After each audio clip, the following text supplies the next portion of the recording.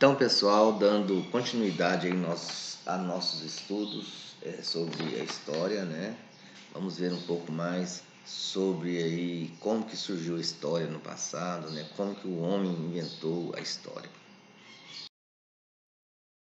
Tipos de fontes históricas. As fontes históricas podem ser desde artefatos arqueológicos a dispositivos eletrônicos.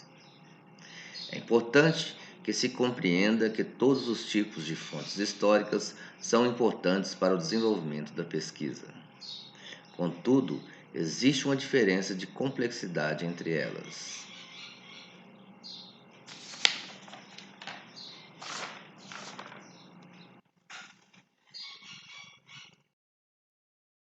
Fontes históricas escritas consistem em documentos que possuem frases e textos.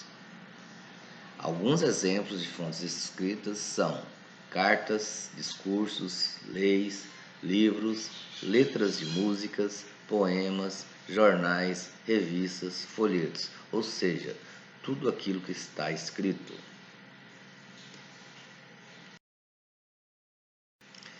Fontes históricas materiais. As fontes históricas materiais são os vestígios do passado deixados pelo homem. São as fontes mais amplas que existem, pois tudo que foi produzido pelo homem desde a sua existência é passível de pesquisa. Podemos exemplificar algumas fontes materiais como esculturas, pinturas rupestres, entre outras, como por exemplo essas pirâmides aí feitas pelo homem. Fontes históricas orais. São fontes que envolvem a fala. Em sociedades que a escrita não é dominada por todos os seus membros, como algumas comunidades indígenas, por exemplo, sua história é narrada e transmitida pela fala dos mais velhos, também conhecida como conhecimento empírico, passado de pais para filhos, de pessoas mais velhas para mais novas, transmitindo sua experiência. Assim, a memória do narrador se torna uma importante ferramenta para se construir a história, que passa de geração para geração. As fontes históricas orais permitem perceber como o grupo envolvido no fato passado vivenciou e percebeu o desenrolar dos acontecimentos. Alguns exemplos de fontes orais são lendas, mitos, relatos, documentários, entrevistas, etc. Sobre a atuação do historiador. O historiador percebe que as fontes históricas são variadas. Cada uma demanda um cuidado diferente por parte do historiador, que deve se encarregar de extrair dela argumentos sólidos que sustentarão sua pesquisa. Neste sentido, a atuação do historiador é de suma importância para a pesquisa histórica, pois dependerá da forma como ele manuseará as fontes que a história será difundida.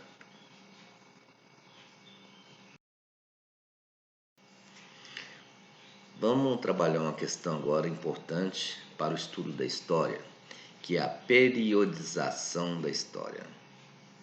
O que é periodização? É um método utilizado dentro da história para formar períodos para facilitar o estudo da história. Ao longo do tempo, os historiadores convencionaram-se a organizar os eventos em períodos. Essa periodização, naturalmente, seguia uma organização cronológica, usando o tempo cronológico, ou tempo na ordem crescente, de acordo com o relógio, e utilizava acontecimentos marcantes para determinar o fim de um período e o começo de outro período.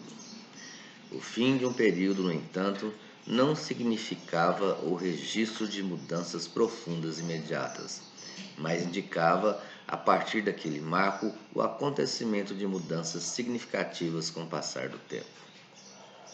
Apesar de muitos historiadores questionarem a datação dos marcos de cada período, ela permanece em vigência e é utilizada como um mecanismo para organizar o estudo da história, e facilitar o ensino. Os historiadores, então, criaram os seguintes períodos históricos. São eles: pré-história, Idade Antiga, Idade Média, Idade Moderna e Idade Contemporânea. Esses são os períodos da história que a gente vai estudar. A pré-história. A pré-história foi um período que acompanha toda a evolução histórica do homem, partindo de seu surgimento e estendendo-se até o momento em que a primeira forma de escrita foi criada, por volta então de 4000 a.C. A pré-história acompanha todo o processo de desenvolvimento humano, desde a utilização da pedra e do metal para a produção de ferramentas até o processo de sedentarização ou a fixação do homem em um determinado local.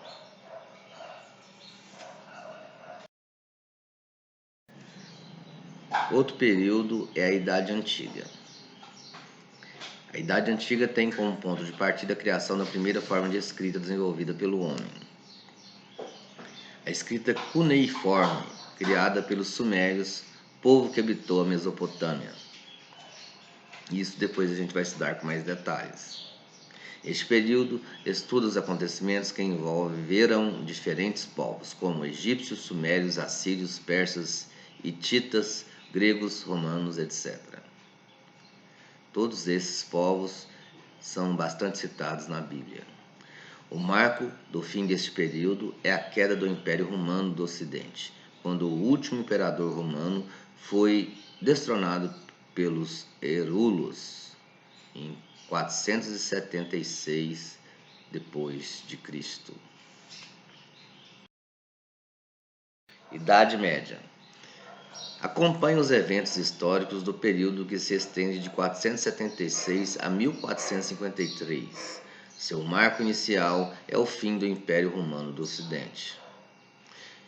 E seu marco final é a queda de Constantinopla para os otomanos.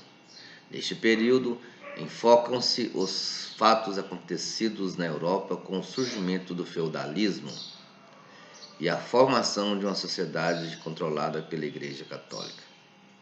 Atualmente, o estudo desse período no Brasil tem expandido seu foco para estudos de outros povos, como árabes, povos asiáticos, africanos e pré-colombianos. Idade Moderna. A Idade Moderna é um período mais curto, qual analisa os acontecimentos de 1453 a 1790, com destaque para o processo de colonização do continente americano, através das grandes navegações. São ressaltadas também as diversas transformações que a Europa enfrentou com o surgimento de novas ideias durante o Renascimento e o Iluminismo, que são períodos que a gente estudará mais adiante. O marco estipulado para o fim desse período é a queda da Bastilha, evento que iniciou a Revolução Francesa em 1789, que também será estudado mais adiante. Nós temos também a Idade Contemporânea. A Idade Contemporânea é a idade que estamos vivendo atualmente. É o período atual em que estamos inseridos. Acompanha acontecimentos do final do século XVIII até os dias de hoje.